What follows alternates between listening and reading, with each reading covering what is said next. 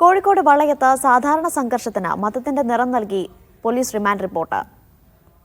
പരാതിക്കാരും പ്രതികളും രണ്ട് മതവിഭാഗക്കാരാണെന്ന് റിമാൻഡ് റിപ്പോർട്ടിൽ പറഞ്ഞതാണ് വിവാദമായത്. പോലീസ് നടപടിക്കെതിരെ വളയം പോലീസ് സ്റ്റേഷന് മുന്നിൽ UDF പ്രതിഷേധിച്ചു.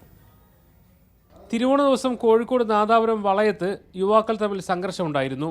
രണ്ടു കൂട്ടരുടെയും പരാതിയിൽ വളയം പോലീസ് കേസെടുത്ത് പ്രതികളെ പിടികൂടി. കേസിൽ കോടതിയിൽ സമർപ്പിച്ച റിമാൻഡ് റിപ്പോർട്ടിലാണ് മതപരാമർശം ഇടപിടിച്ചത്. പരാതിക്കാർ ഒരു മതവിഭാഗത്തിൽപ്പെട്ടവരും പ്രതികൾ മറ്റൊരു വിഭാഗത്തിലുള്ളവരാണെന്നും തിരുവോണ ദിവസത്തെ സംഘർഷത്തിൽ ഒരു വിഭാഗം ജനങ്ങൾക്ക് വലിയ അതൃപ്തിയുണ്ടെന്നുമാണ് വിവാദ പരാമർശം. പരാമർശം പോലീസിന്റെ വർഗീയ നയത്തിന്റെ ഉദാഹരണമാണെന്ന് UDF നേതാക്കൾ കുറ്റപ്പെടുത്തി.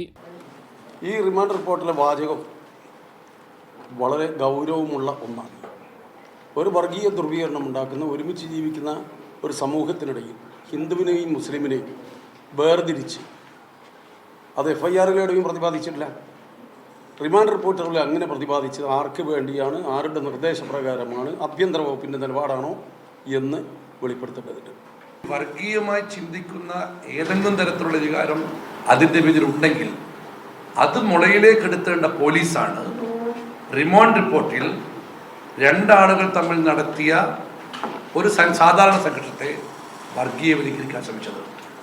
ഇത് ഗൗരവകരവും അപകടകരവുമാണ്. പ്രദേശത്തെ സാഹചര്യം കോടതി അറിയിക്കുക മാത്രമാണ് ചെയ്തതെന്നാണ് പോലീസ് നൽകുന്ന വിശദീകരണം.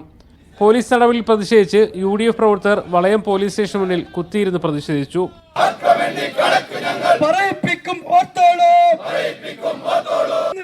മീഡിയ 1 കോഴിക്കോട്.